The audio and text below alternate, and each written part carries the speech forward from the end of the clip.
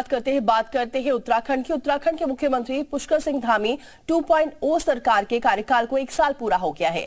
जी media से exclusive बातचीत में मुख्यमंत्री पुष्कर सिंह धामी ने इस 1 साल के कार्यकाल पर विस्तृत चर्चा की है। मुख्यमंत्री पुष्कर सिंह धामी ने प्रदेश की जनता का आभार जताया और कहा कि लगातार सरकार जनहित के फैसले लेने के साथ प्रदेश के विकास को लेकर कदम आगे बढ़ा रही है। मुख्यमंत्री धामी के साथ हुई एक्सक्लूसिव बातचीत को आप भी सुनिए। मुख्यमंत्री पुष्कर सिंह धामी जी के कार्यकाल को 1 साल पूरा हो रहा है और ऐसे में इन 1 साल में क्या कुछ सरकार ने किया है, ये बात करने के लिए मेरे साथ प्रदेश के मुख्यमंत्री पुष्कर सिंह धामी जी हैं। सर, भाजपा आलाकमान ने भरोसा जताया, एक प्रचंड बहुमत की जीत के साथ आप लोग सत्ता में दोबारा वापस लौटे, एक बड़ा कीर्तिमान बना।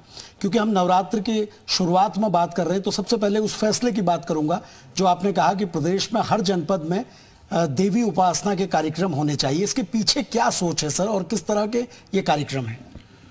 हमारा प्रदेश मातृशक्ति का बहुत बड़ा योगदान वाला प्रदेश है और यहाँ के परिवारों को चलाने में, यहाँ की आजीविका को चलाने में मातृशक्ति का बहुत बड़ा योगदान है। उसी को देखते हुए हमने पिछले दिनों 30% का क्षैतिज आरक्षण भी जो है उस पर भी फैसला किया कि हम 30% क्षैतिज आरक्षण अपनी मातृशक्ति के लिए करेंगे। और इसके साथ साथ चूँकि नवरात्र भी कहीं न कहीं माँ दुर्गा की आराधना का ये काल रहता है, तो इस समय में मातृशक्ति के उत्थान के लिए, उनके सशक्तिकरण के लिए, सुरक्षा के लिए हमने इसको पूरी तरह से समर्पित किया है। सभी ज़िलों में जिलाधिकारी जो वहाँ के गरीब बस्ती वाले, मलिन बस्तियों वाले और ऐसे स्थान जो धार्मिक स्थान हैं, उन सभी पर ये कार्यक्रम आयोजित करेंगे और सभी मातृशक्ति को कहीं ना कहीं उससे प्रोत्साहन मिलेगा, उनको आगे आने का अवसर हर क्षेत्र में मिले। इसलिए हमने ये निर्णय लिया है कि इस बार का ये नवरात्र का पूरा समय मातृशक्ति को समर्पित रहेगा और उसके लिए धनराशि भी यहाँ से जारी कर दी है। सर, 23 मार्च 2022 को जब 8 सदस्यों के साथ आपने शपथ ली, अपने कैबिनेट के सदस्यों के साथ, तो सबसे पहला जो फैसला था वो यूनिफॉर्म सिविल कोड को लेकर था, जो वादा आप चुनाव में जाते हुए कर गए। यूनिफॉर्म सिविल कोड और धर्मांतरण, ये 2 बड़े इशू हैं, आप इस पर बड़े पैमाने पर काम कर रहे हैं, इस पर क्या कहेंगे सर? यूनिफॉर्म सिविल कोड चूँकि उत्तराखंड की जनता का मैंडेट है और हमने उत्तराखंड की जनता से जब हम आम चुनाव में गए थे तो उसी समय हमने ये संकल्प लिया था कि नई सरकार के गठन होते ही हम यूनिफॉर्म सिविल कोड के लिए कमेटी बनाएंगे, उसमें स्टेक होल्डरों को भी और सब लोगों से उसमें संवाद करेंगे। तो कमेटी तुरंत गठित हो गई थी, काफ़ी काम हो गया है, कुछ ही महीनों की बात है, उसका ड्राफ्ट फाइनल हो रहा है। ड्राफ्ट फाइनल होते ही हम उसको लागू करेंगे। ये तो हमारी पहली प्राथमिकता, हमारी सरकार की पहली प्राथमिकता है कि यूनिफॉर्म सिविल कोड हम यहाँ उत्तराखंड में लागू करेंगे। सर, उत्तराखंड राज्य बनने से एक चीज़ देखी गई कि देहरादून सचिवालय से बाहर विकास नहीं गया, पहाड़ों की ओर नहीं गया, लेकिन आपने आने के बाद आपका सेवक जनता के द्वारा एक योजना की शुरुआत की। आप गाँव में जाते हैं, रात्रि प्रवास करते हैं, मॉर्निंग वॉक करते हुए लोगों से बात करते हैं। ये पूरी प्लानिंग क्या है और मुख्यमंत्री जिस तरह से इसे कर रहे हैं, इसे आने वाले समय में हमें आपके मंत्री और सचिव भी करते हुए दिखेंगे? देखिए, इसके पीछे हेतु है कि सरकार का कामकाज, चूँकि जनता की जो फीडबैक है, जनता के बीच में से जो जानकारियाँ आती हैं, उसके आधार पर चलना चाहिए कि वहाँ पर ज़मीनी हकीकत क्या है, किस प्रकार की परेशानियाँ हैं, कैसे उनका समाधान होना चाहिए, लोगों की आवश्यकताएं क्या हैं। इसलिए मैं स्वयं जा रहा हूँ और लोगों से मिलता भी हूँ, कोशिश करता हूँ कि उनसे वहाँ की जानकारी जुटाऊँ और वहाँ के स्थानीय जो चीज़ें हैं उस पर भी बात करूँ। और उससे आसानी ये होती है कि सरकार के कामकाज को करने में आसानी होती है, फैसले लेने में आसानी होती है और ठीक प्रकार से विषय पर पकड़ भी बनती है।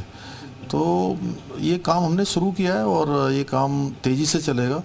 इससे निश्चित रूप से जो सरलीकरण का हमारा मंत्र है वह भी लागू होगा। सर, आप युवा मुख्यमंत्री हैं और आपके फैसलों में कई बार वो युवा वाली झलक दिखती है।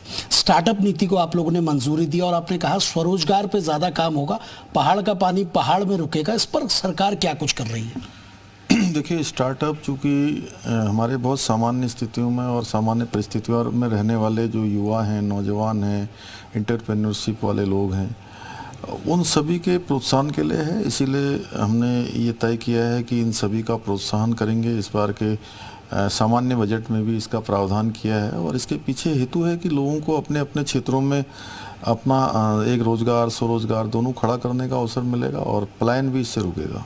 सर, भ्रष्टाचार पर जीरो टॉलरेंस के तहत आप कुछ कड़े कदम आपने उठाए। हमने देखा पहली बार बड़े बड़े प्रशासनिक अधिकारी जेल में हैं, 80 से ज़्यादा लोग नकल के मामले में जेल में हैं। इस सारी कार्रवाई को आप कैसे देखते हैं और प्रदेश की जनता को इस मामले पर क्या भरोसा दिलाएंगे आप? नहीं, ये काम हमारा, हमने जो कि निर्णय लिया और आपने देखा होगा निर्णय लेने के बाद हम उसमें पीछे नहीं हटे, क्योंकि हमें ये निर्णय दो चीज़ों के लिए लेने थे। एक तो हमारे जो उत्तराखंड के नौजवान हैं, युवक, युवतियाँ, उन सभी के भाग्य को, चूँकि ये फैसले कहीं ना कहीं निर्धारित करते हैं, निर्धारण उसका होता है। और नकल जैसे मामले में ये एक घुन की तरह लगा हुआ था, कैंसर था, एक बीमारी थी, उसके लिए ये फैसले लेने बहुत ज़रूरी थी। इसलिए इसमें देखा नहीं गया कि कौन किस स्तर का है, छोटा हो बड़ा हो, जो भी इसमें आया है उसके खिलाफ हमने कार्रवाई करी है। और दूसरा, जो भ्रष्टाचार को लेकर, भ्रष्टाचार भी यहाँ पर पूरी तरह से कहीं ना कहीं एक बड़ी बीमारी है, छोटे स्तर पर हो, किसी स्तर पर हो। उसके लिए हमने विजिलेंस में 1907 एक नंबर भी जो है उसका बनाया है और उस नंबर पर भी जो भी शिकायत आई है उन पर कार्रवाई हुई है। उसको हम इस साल के अगले, इस टेन्योवर का जो एक साल पूरा हुआ है, इसकी हमने शुरुआत की है, कुछ योजनाओं की हमने शुरुआत की है। उसमें से यह योजना, यह भी एक है कि आगे उसको और हम प्रभावी बनाएंगे और उसके लिए विजिलेंस को और मजबूत करने के लिए धनराशि जो यहाँ से दी जानी थी वो दी जा चुकी है, उनका स्ट्रक्चर और मजबूत किया जाएगा। प्रभावी तरीके से ये भ्रष्टाचार को रोकना हमारी पहली प्राथमिकता है। सर, प्रधानमंत्री जी ने सीमांत गांव, हालांकि आपने उसे प्रथम गांव कहा, माड़ा में वाइब्रेंट विलेज योजना पूरे देश को दी। हमारे 4 गांव प्रदेश के इसमें अभी शामिल हैं। इन गांवों का हम विकास कैसे कर रहे हैं और वाइब्रेंट विलेज योजना को आप इनके उत्थान के तौर पे कैसे देखते हैं? देखिए, मैं सबसे पहले तो माननीय प्रधानमंत्री जी का धन्यवाद करता हूं कि उन्होंने हमारे उत्तराखंड के जिसको हम लोग कहते थे अंतिम गांव, माड़ा गांव को, उन्होंने माड़ा गांव को पहला गांव कहा और पहले गांव के साथ साथ उन्होंने देश के जितने भी ऐसे सीमांत के गांव हैं, उन्होंने कहा कि अब सभी गांव पहले गांव के रूप में हो जाएंगे और प्राथमिकताओं में भी, सुविधा की दृष्टि से भी, विकास की दृष्टि से भी। और हमारे यहाँ के जो वाइब्रेंट विलेज की जो योजना माननीय प्रधानमंत्री जी की है, उस योजना के अंतर्गत माड़ा, नीति, मलारी और गुंजी 4 गांव पहले चरण में इनमें लिए गए हैं। चारों गांवों की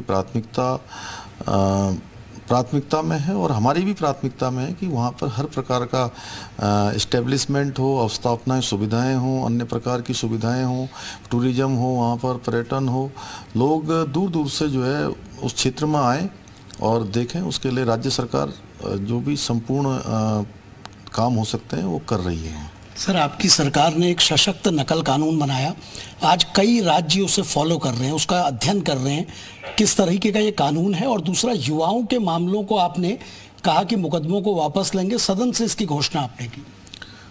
देखिए, नकल कानून बनाना बहुत ज़रूरी था क्योंकि लंबे समय से नकल का ये काम चल रहा था और युवाओं के अंदर एक अविश्वास की जो भावना है वो पैदा हो रही थी कि वो पेपर देने तो जाएंगे लेकिन कोई गारंटी नहीं है कि उनका सिलेक्शन हो पाएगा कि नहीं हो पाएगा। जिनके अंदर योग्य